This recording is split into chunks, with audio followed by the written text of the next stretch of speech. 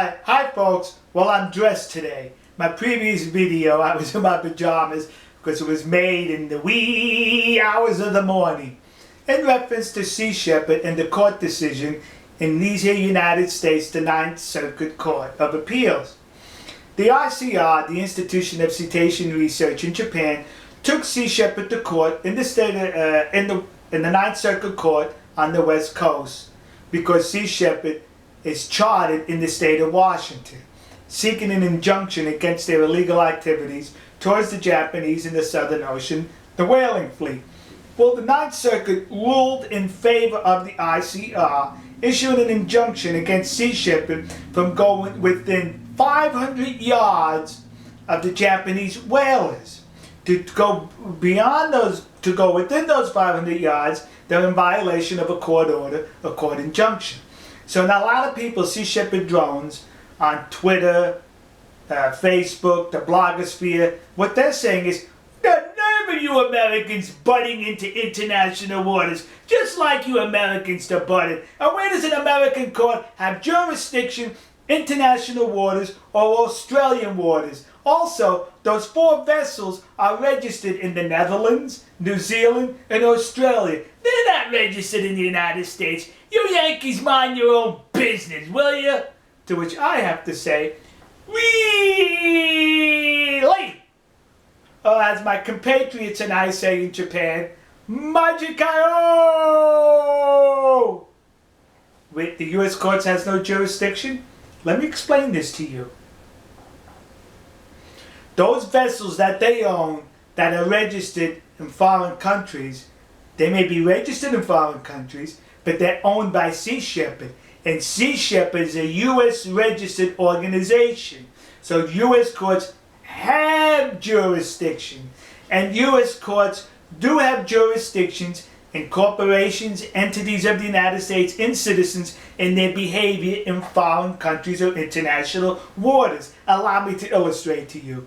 If an American citizen goes to a foreign country, engages in sexual activity with a person under the age, when that American citizen comes back to America and the authorities here are made aware of it, that person gets arrested, gets convicted, and sent to jail. But wait a minute, that happened in a foreign country with a foreign citizen. Where does the U.S. get involved? No one cares. It's in the United States, the court. When you come back, we take care of the pervert. No problem.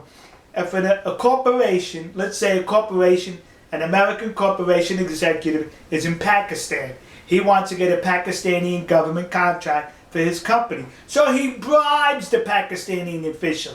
That's against U.S. law. So that corporation in America could be fined for that bribe taking place in Pakistan. Even though it happened in Pakistan, even though it involved a Pakistani citizen, it's still subject to U.S. law, the American corporation. Very simple. If you engage in drug selling in another country, or the distribution or the transportation of, you come to the United States, you get prosecuted in the United States. You see where we have jurisdiction over our citizens, over our corporations and entities.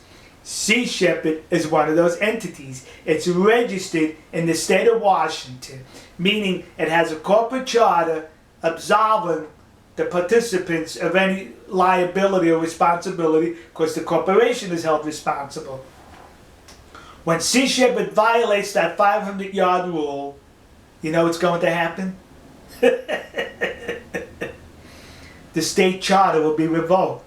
The ICI just has to take them to court. The state charter will get revoked, and Sea Shepherd will no longer be a U.S.-based organization.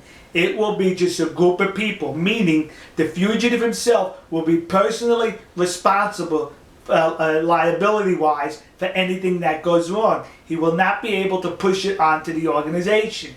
What it also means is, once he loses the charter from the state of Washington, automatically the tax-exempt status disappears, because tax-exempt status is not given to individuals.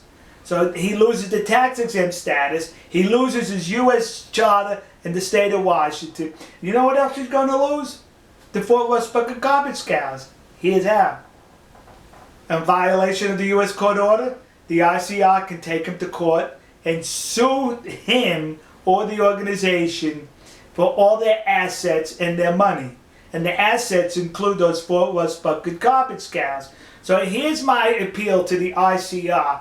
And that contract that we don't have between you and I, in there it states, or it's going to state, give me the badge. When you get when you get Watson's fake badge, can I have that as a souvenir, please? But here's the interesting part. If the Japanese get those 4 rust-bucket garbage cows, that means they get the Sam Simon back. They get the Sam Simon back and get to keep the $2 million. That's Sea Shepherd paid with. Plus they'll have these other rust-bucket garbage cows. See? It all works out. The U.S. Ninth Circuit Court of Appeals has jurisdiction upon the activities of this organization, no matter where on this planet they may be inhabiting. Do you understand that?